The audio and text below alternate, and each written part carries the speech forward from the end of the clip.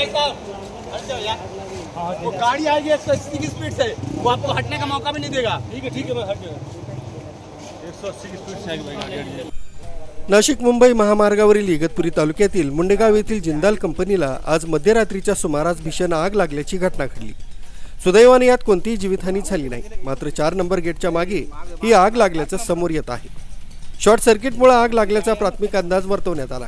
अग्निशमन दलाचे कर्मचारी घटनास्थळी दाखल झाले असून आग विझवण्याचे काम युद्धपातळीवर सुरू आहे। नाशिक त्याचबरोबर इगतपुरी आणि परिसरातील अग्निशामक दलाच्या वाहनांना पाचारण करण्यात आले। आगीवर नियंत्रण मिळवण्याचे काम सुरू आहे। सुमित बोधक, न्यूज 7 मराठी, इगतपुरी।